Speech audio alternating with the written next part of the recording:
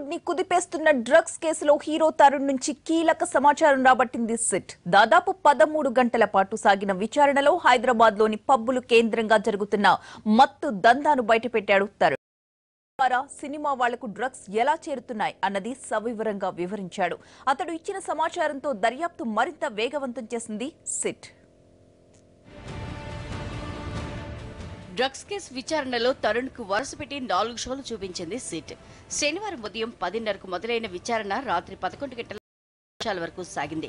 విచారణకు తరుణ్ సహకరించడంతో పలు కీలక ప్రశ్నలు సంధించారు అధికారులు.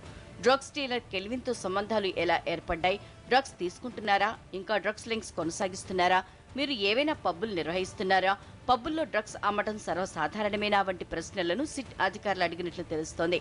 గోవా ట్రిప్ డ్రగ్స్ డీలర్స్ గతంలో నిర్వహించిన పబ్బు వ్యవహారంపై ప్రశ్నించినట్లు సమాచారం. టాలీవుడ్ లో పబ్ కల్చర్ గురించి హీరో తరుణ్ నుంచి కీలక విషయాలు రాబట్టినట్లు తెలుస్తోంది.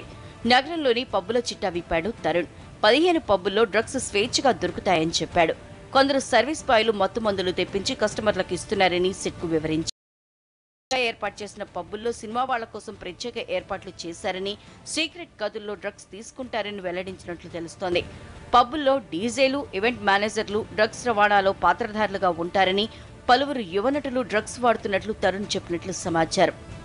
నెలలో 15 రోజుల పాటు గోవాలోనే ఎందుకు ఉంటారని తరుణ్ని ప్రశ్నించింది సిట్. ఇందుకు సంబంధించిన పలు ఫోటోల్ని కూడా చూపించినట్లు తెలిసింది. గోవాలోని బీచ్ హౌస్ లో డ్రగ్స్ సరఫరా అవుతోందా అనే విషయంపైన ప్రశ్నలు వేసినట్లు సమాచారం.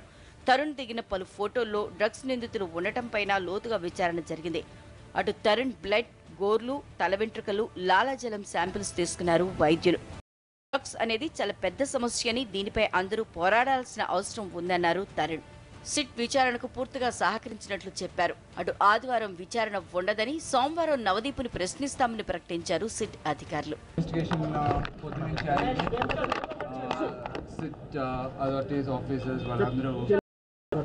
అందరూ చాలా డీప్గా ఇన్వెస్టిగేట్ చేశారు. వాళ్ళు అడిగిన దానికంటే నేను ప్రాపర్గా ఆన్సర్స్ ఇచ్చాను. నేను వాళ్ళు హ్యాపీగా ఉన్నారని ఆశిస్తున్నాను. సో ఇది ఒక బిగ్ ప్రాబ్లం అండి. టాలీవుడ్ అనే కాదు, ప్రతి ఫీల్డ్లోనే ఉంది. అండ్ దీన్ని కర్బ్ చేయాల్సిన, దీన్ని ఎరాడికేట్ చేయాల్సిన బాధ్యత మనలో ప్రతి ఒక్కరికి ఉంది. Let's all fight towards it. And నా పూర్తి సహకారం సిట్కి అందించాను. And they're also very happy. Thank you. ఇన్వెస్టిగేషన్లో భాగంగా ఈరోజు తరుణ్ని విచారించడం జరిగింది. విచారణలో తరుణ్ కోఆపరేట్ చేశాడు.